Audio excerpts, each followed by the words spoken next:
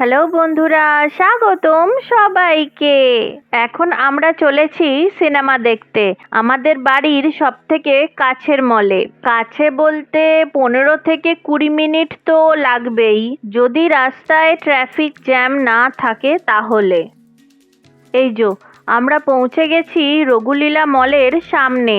কিছুদিন আগেই আমরা রঘুলীলা মলে এসেছিলাম কালকি সিনেমাটা দেখতে, যদিও এখনো কালকি সিনেমাটা চলছে।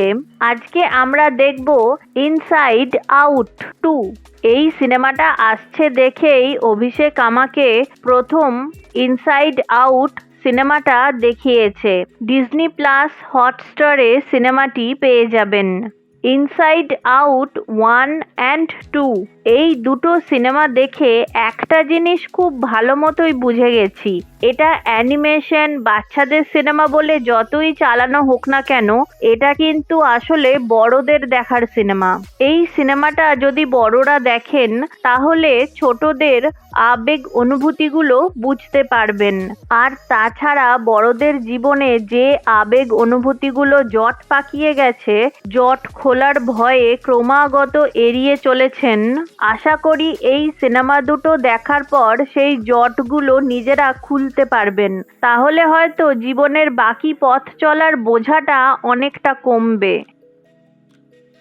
সিনেমা দেখা শেষ, আমরা এখন এসেছি মলের ফুড কোর্টে।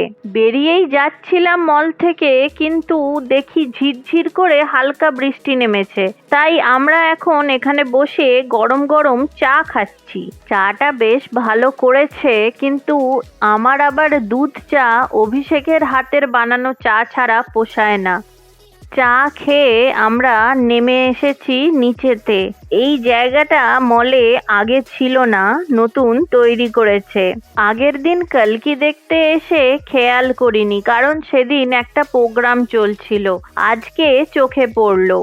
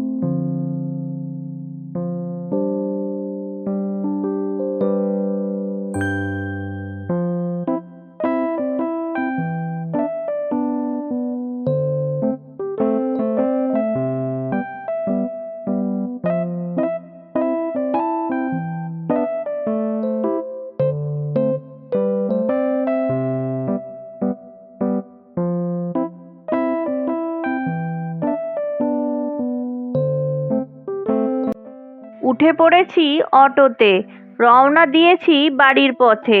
এই ভিডিওটা এখানেই শেষ করছি। দেখা হচ্ছে পরের ভিডিওতে খুব তাড়াতাড়ি। পরের ভিডিওতে থাকছে Matheran. Please like, comment and subscribe.